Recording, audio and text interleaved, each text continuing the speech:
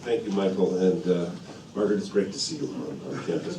I do apologize for not being here yesterday. I can tell you that I was at the last minute called to Edmonton for a discussion on some matters, and I would have preferred to be here addressing you at, I think it was 9 o'clock, as opposed to being on a plane at 6 a.m. On my way to Edmonton, which I knew would not be nearly as edifying as spending a bit of time here, and the results would not be as good either. So thank you, and I apologize. I also fully understand that after a long 2 days of conferences, you've got a bit of a break, and I'm the only thing that's standing between you, the break, and a great session at 7 o'clock this evening. So I will be relatively brief in my remarks.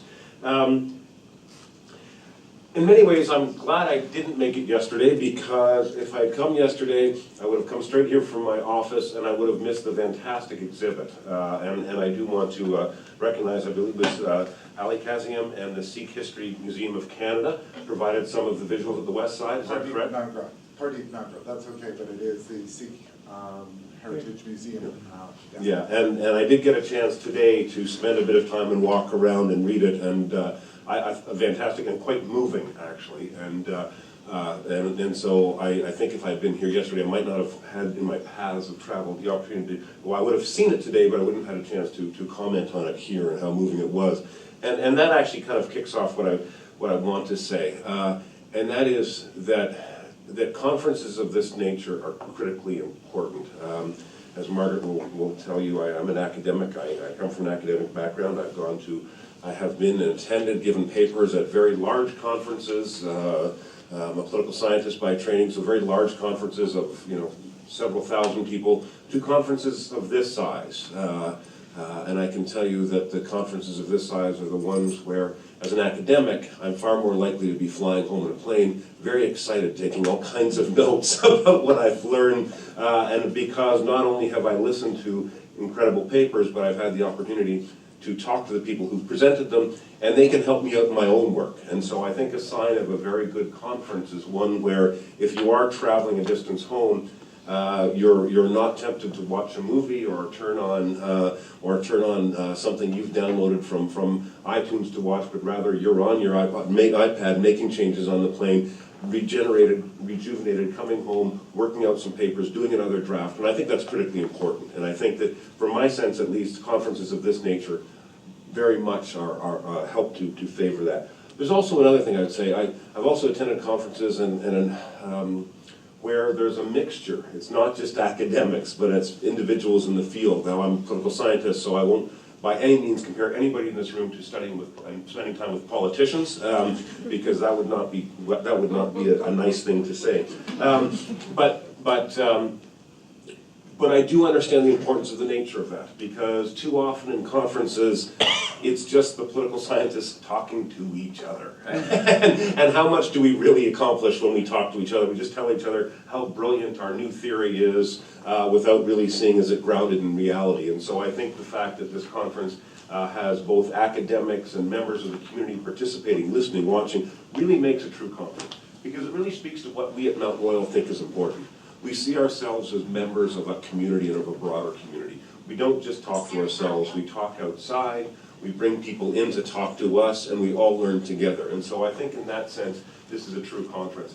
It's also made me reflect, quite frankly, that, and hearing the last presentation and how moving it was, and the comments from individuals about how far we still have to go in certain areas, how far we've come in 100 years as a society in Canada, that we can actually hold this conference in a diverse setting, and that we can welcome so many people into our setting. And so while we are commemorating something that should never have occurred, we have moved in so many directions as a tolerant society. And we are getting there. Not as quickly as we'd like to, perhaps, but we are getting there. I've reflected on that when I look at the makeup of our students, when I look at the tolerance we have for positive space on campus, for all kinds of issues in terms of tolerance and creating a society. And the reason I would make mention of that and how far we've become is because I really think that the mark of a university is to spark conferences, dialogues, conversations that make us better citizens. And I think nothing speaks about that when we can talk about things that happened in the past and how we can learn, and the message we impart to individuals about how to carry that forward. And I think this conference speaks to that in a large way, and so I'm glad that you're here at our doors to do that. And I want to thank Michael in particular. One of the nice things about being at a university this size is you get to see people on a fairly regular basis. And as I was going to get my daily Starbucks probably 2 or 3 times a week, I'd see Michael rushing by. And he was always rushing much closer, more quickly, the closer it came to October 1st, 2nd. September was kind of, actually in August he was okay, September a little quicker. By the last week of September was, hey Michael, can't talk, gotta go. And so I want to thank him for all his incredibly hard work in putting this together. I also want to thank some of the speakers, or the sponsors rather. I know the Provost Office has helped out, Humanities, Department of Humanities, Arts Innovation at Mount Royal, Diversity and Human Rights Office at Mount Royal, Advanced Education, we know we're a good sponsor, we're grateful for that. The Department of Classics and Religion at University of Calgary, and the Sikh Heritage Museum of Canada. I want to thank all of them for their tremendous sponsorship.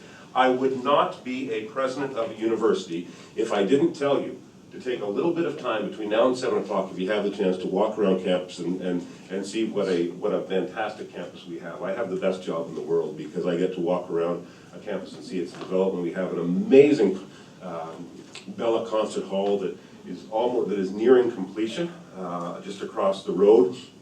If you go up to the 3rd floor, 2 years ago I'd stand there and look at parking lot, then a hole in the ground, and now I'm looking up to the finishing parts of it, and it's going to be just a world-class concert hall of 790 seats, as well as incredible practice facilities for our conservatory students.